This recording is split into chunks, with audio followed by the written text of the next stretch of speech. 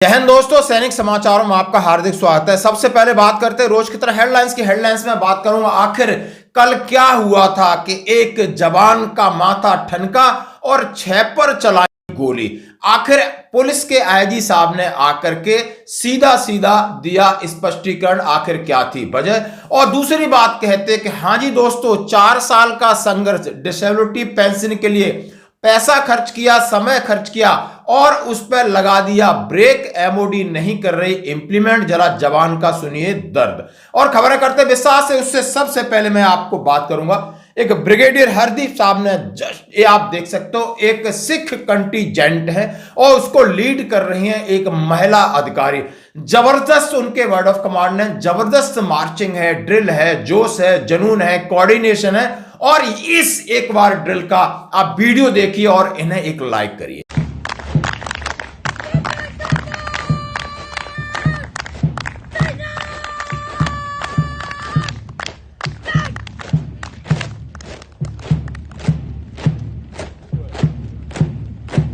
जबरदस्त।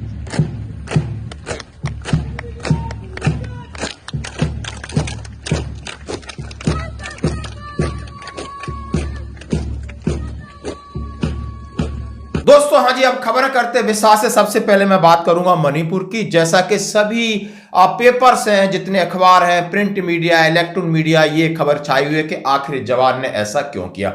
यानी एक जवान जो कि आसाम राइफल में कार्यरत है और आसाम राइफल्स में इतनी बहस होती है और बहस के बाद वो आपा खो देता है और अपने 6 साथियों पर सीधा फायरिंग करता है और उसके बाद अपने आप को भी शूट कर लेता है। आखिर इसकी वजह क्या है? क्या है वहां पर मणिपुर में जो वायलेंस चल रहा है, जाति घटना चल रही है, क्या इसको उसके साथ जोड़ा जाए या किसी भी भ्रामक खबरों से बचिए। आखिर सत्यता क्या है, ये आईजी पुलिस ने, आप ट्विटर पर देख सकते हो, न्यूज में देख सकते हो, उन्होंने ये जारी किया है कि आखिर वहां पर क्या, क्यों और कैसे हुआ। आईजी पुलिस मणिपुर में आसाम राइफल्स के जवानों ने अपने साथियों पर गोली चलाई। उन्होंने कहा है कि मणिपुर पुलिस की खबरों के बीच 6 साथियों को गोली मारी और इस सूबे में जो हिंसा जारी है, इस घटना का उससे कोई वास्ता नहीं है और जो भी घायल हैं उन्हें अस्पताल में इलाज के लिए भेजा गया है। आसाम राइफल के आईजी के पीआरओ यानी पर्सनल रिलेशन अफसर के सौजन्य से मणिपुर के दक्षिण स्थित इंडो और म्यांमार बॉर्डर पर तैनात असम राइफल्स बटालियन के एक जवान द्वारा गोलीबारी की घटना सामने आई है। असम राइफल के एक जवान ने अपने साथी जवानों पर गोलियां चलाई हैं। इस घटना में 6 जवान घायल हुए हैं। उन्हें गोली मारने के बाद जवान ने खुद को भी शूट आउट कर लिया। घायलों को एमएच में भर्ती कराया गया है और जवानों की हालत स्थिर है। मणिपुर में चल रही जाति हिंसा के बीच इस घटना को लेकर पूरी जानकारी देना हमारा दायित्व है, जरूरी है, ताकि इस घटना को मणिपुर हिंसा से न जोड़कर देखा जाए और किसी तरह की अफवाह या झूठी खबर ना फैले। घटना में घायल कोई भी जवान मणिपुर से नहीं है। मामले को लेकर जांच के आदेश दे दिए। आसाम राइफल की बटालियन में मणिपुर में तैनात जवान मणिपुर के अलग अलग समुदायों से आते हैं। बटालियन के सभी जवान मणिपुर में चल रही हिंसा के बीच शांति बनाए रखने के लिए मिलकर काम कर रहे हैं। दोस्तों ये inspector of general of police, उनके जो पीआरओ प्रवक्ता हैं, उन्होंने एक स्टेटमेंट जारी किया ताकि हम इसको अपवाद ना बनाए कि मणिपुर में एक और तरह का वायलेंस चल रहा है कि या जवान उससे किसी प्रकार की नहीं, उनकी डेली रूटीन या ड्यूटी, किसी बात को लेकर के उनमें बहस हुई है। और जिस तरह जितनी खबर है ललन टॉप से लगा करके आपको इंडियन एक्सप्रेस है, टाइम्स ऑफ इंडिया है, अमर उजाला है, सबके मैं स्क्रीनशॉट आपको देख रहा हूं। तो ये इस तरह की स्थिति है। अब इन्होंने ये स्पष्ट नहीं किया है कि 2 जवान की मौत हुई है, लेकिन अलग अलग जितने न्यूज एजेंसी हैं, इलेक्ट्रॉनिक मीडिया है या जो मीडिया पर इस तरह खबर आई है कि 2 जवान शहीद हो गए हैं, 4 की हालत शायद उनकी स्थिर बताई गई है, वो आप सुन सकते हो। हम ये जो सोर्स ऑफ इंफॉर्मेशन है इसके जरिए। दोस्तों बढ़ते हैं अगली खबर की तरफ। अगली खबर में जैसा कि हमने आपको बताया कि मैं आपके सामने पहले ये एक जवान का वीडियो देखिए जो माननीय रक्षा मंत्री जी से और प्रधानमंत्री से गुहार लगा रहे हैं और इनका नाम है सुदेश पांडे जी हैं। आदरणीय रक्षा मंत्री जी, प्रधानमंत्री जी से निवेदन है, मैं भूतपूर्व सैनिक संदीप कुमार पांडे सन 2019 में रिटायरमेंट हुआ श्रीमान। मैं डिसेबिलिटी पेंशन के साथ रिटायरमेंट हुआ।